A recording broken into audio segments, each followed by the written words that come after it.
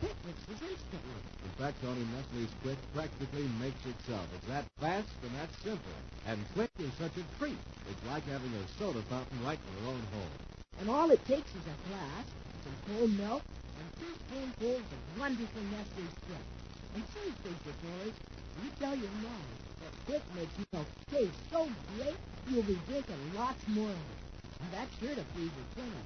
Remember, you want Nestle's Quick in the big brown and yellow can. And now, back to our space patrol adventure, The Monster from the Past. Commander Corey learned that the hunter who captured 2 specimens of the supposedly extinct dodo is the same man who claimed to have found some valuable diamonds on Venus. But to Buzz, this coincidence suggested the work of Dr. Scarno and his ship and travels through time. While Buzz and Happy were questioning the amazingly lucky hunter, Dr. Scarno rendered them unconscious with a ray gun. At this moment, Buzz and Happy are captives aboard Scarno's ship somewhere in space.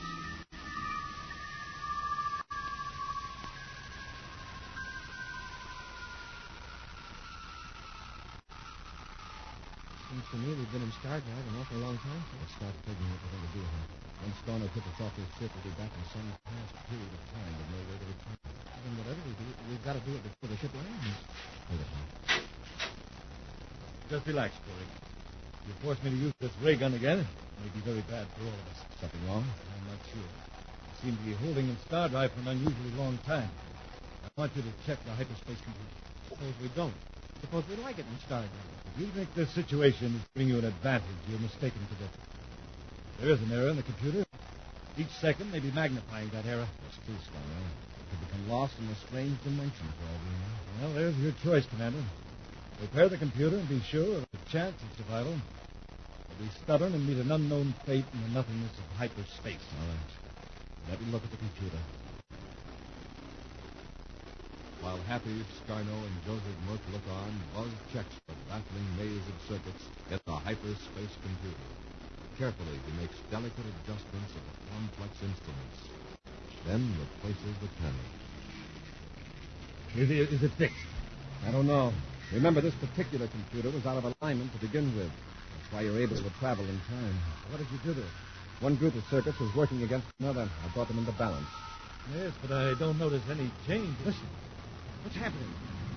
Hey, we're coming out of Stardrive. Look through the ports. We're in regular space. He's right.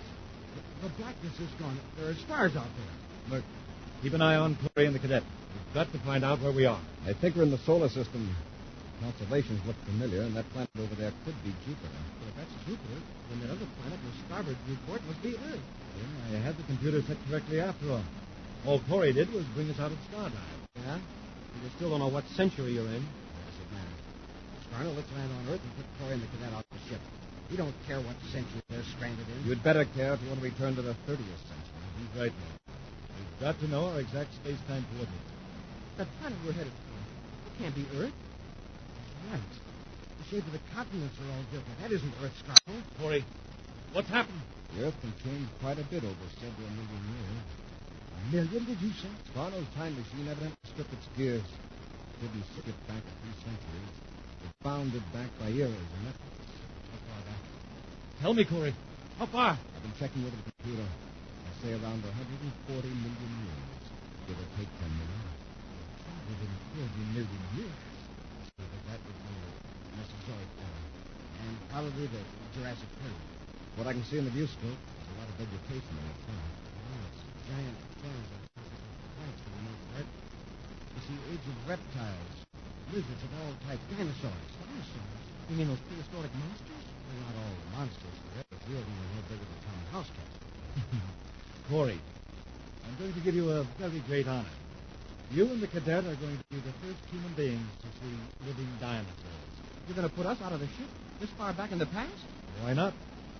With your superior intelligence, you should be able to survive. A few hours later, Scarno sets the spaceship down on a small area of high ground in the midst of a steaming marsh. Around the ship is a jungle of giant ferns and conifers. Holding ray guns, Scarno and Merck forced Buzz and Happy toward the open hatch. This is where we say goodbye, Corey. Go on. Get out of the ship. You're going to have to answer for this someday, Scarno. I'll take that chance. Now go on, get out. Wait. Scarno, look. See whatever they're on? It's a big blizzard. A baby dinosaur. Scarno, if we can take that with us to the 30th century, it'd be worth a fortune. Let's capture it. Capture that thing. Are you crazy, Murph? We can stun it with a ray gun. At the most, it weighs 200 pounds. We can make Corey and the cadet carry it into the ship. I don't like the idea of being in a spaceship with a live dinosaur. We'll keep it unconscious. Besides, it's not a meat eater. Look, see? It's nibbling on water plants at the edge of the pool. Is it worth the trouble? Worth the trouble. Look what we've got for 2 dodos, and they've only been extinct for 2 centuries. This thing is 140 million years old. It's worth its weight in uranium. All right, Scarno. You make Corey and the cadet carry the dinosaur. I'll wait here in the ship.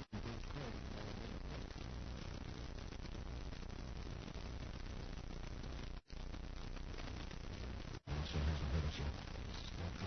Suppose the ray gun doesn't work. It might take several blasts to knock it out. I think it heard us. It's raising its head. Wait here. Don't move. What's that sound? It's like a tree of power over to the right. Yes, I thought we had to. It's working really, really, really the top up and get closer to the right. Expecting us back at the right time, but come on.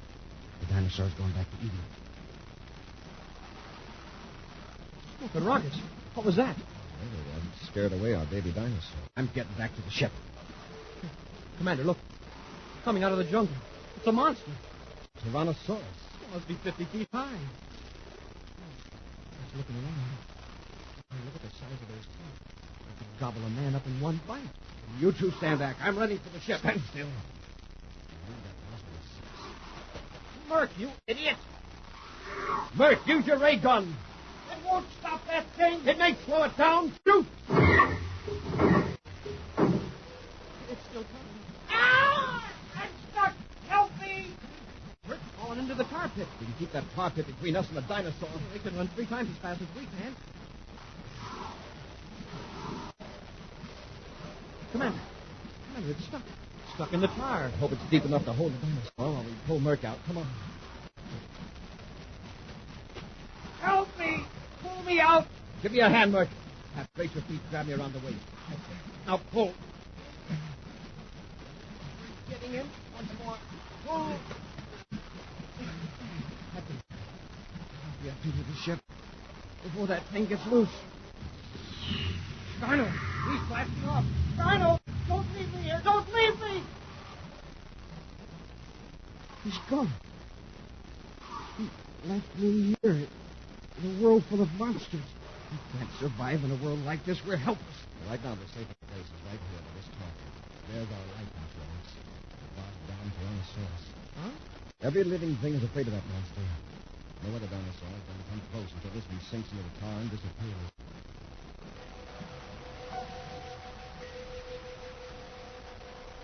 Hours pass, and the steaming fern jungle is silent. In the tar pit, the huge dinosaur's struggles grow weaker, and the vast 20-ton bulk sinks deeper into the black mire. Buzz, Happy, and Murk, prisoners in prehistoric time, remain close to the tar pit. Master, I'm getting hungry. Now, I wonder if we could find some fruit or something in the jungle. I doubt it. We're in the Mesozoic period, where the olive plants are still. That's right. Fruit-bearing trees won't emerge for millions of years yet. My stomach isn't going to wait. If Murk hadn't dropped his ray gun into the tar pit, and I'd be able to stun some small liquids. Really? Guess I'm not hungry after all. Commander, listen. Am I crazy, or is that a spaceship? Ship, all right. Scarno, I've been expecting him. Expecting him? Why? Why would he come back? I imagine he had some trouble getting out of the Mesozoic era. He tampered with a hyperspace computer. I fixed it so it wouldn't go back into the star drive. Here he comes in for a landing. Oh, but he's praying his heart out that we're still alive.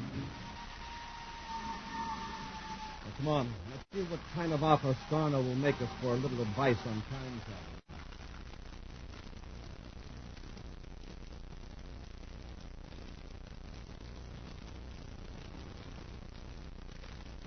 Wait right here. Stand right where you are. I've got you covered. Hail Scarno. We of the Mesozoic era salute. Get up to that. Hey, Corey, what did you do to the hyperspace computer? It's a little complicated, Scarno. I'd have to show you. And your price for that, I suppose, is a return to the 30th century. Plus your immediate surrender. Hand over your weapon. Not so fast, Corey. Given a little time, I could probably locate the trouble myself. I'll be perfectly safe inside the ship, and you'll be at the mercy of the dinosaurs. Hey, Commander. Another Tyrannosaurus. Yes.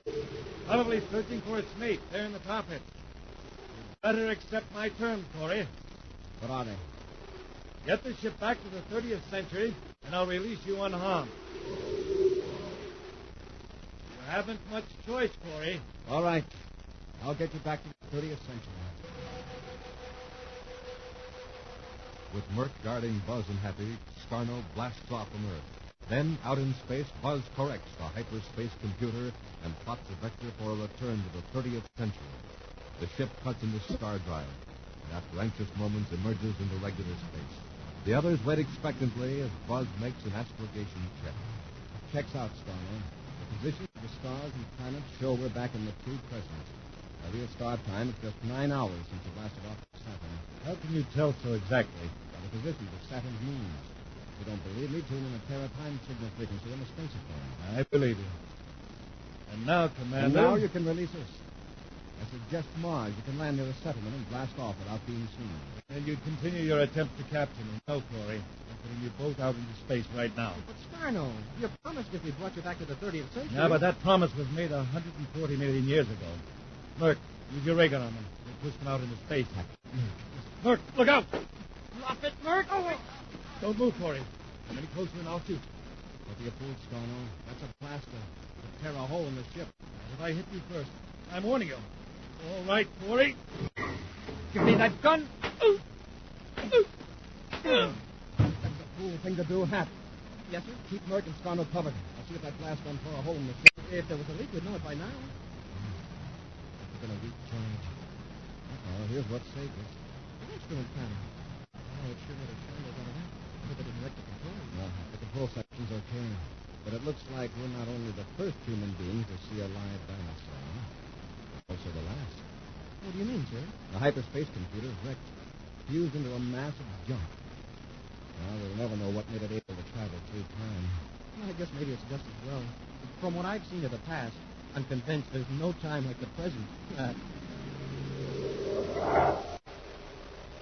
An action preview of next week's exciting Space Patrol adventure in just a moment. What's new? Nestle's new. Nestle's what? Coconut. Oh, that's my favorite verse, Commander, because I sure go for Nestle's great new coconut bar. So I see, Hap. Oh, you've practically gone through the entire month's supply already. Oh, gee, Commander, I just can't help myself. When I bite into that luscious, thick, rich milk chocolate just loaded with crisp, toasted coconut, I shall lose my head. I've got to keep eating. I'll admit there never has been such a delicious chocolate bar as the new Nestle's coconut bar. Well, except maybe those other sensational Nestle's chocolate bars. You know, the rich milk chocolate, the almond bar, and wonderful crunch. Stop. Now you're making me hungry. Oh, what are we waiting for? Be my guest, Commander. Have a Nestle's chocolate bar. And that goes for you, too, fellas and girls. Remember, Nestles. Nestle's makes the very best chocolate. Now, a preview of next week's exciting Space Patrol adventure. Buzz and Happy are aboard the Terra 5, rushing toward the planet Saturn. Suddenly, another ship fires at them. That was close, Commander. He's getting his range with those torpedoes. We'll try evasive action. Why don't we give Brokaw some of his own medicine? A few blasts with our space cannon, and We we can't shoot. We've got to think about those people in Saturn City. If we destroy Brokaw, we destroy the only person who can cure that epidemic. With the rockets, we can't fight back. So all Brokaw has to do is keep firing until he hits us. Be with us again next week for the thrilling Space Patrol story, The Weed of Despair. Space Patrol, created by Mike Moser, starring Ed Kemmer as Commander Corey and Lynn Osborne as Cadet Happy, was written by Lou Houston, produced and directed by Larry Robertson, executive producer Helen Moser. Other players were Bela Kovacs, Ken Mayer, Norman Jolly, and Tony Sides. Dick Tufel speaking. This week's Space Patrol was brought to you by Nestle's Eveready, the instant cocoa. Nestle's Quick for great chocolate milk, and famous Nestle's chocolate bars.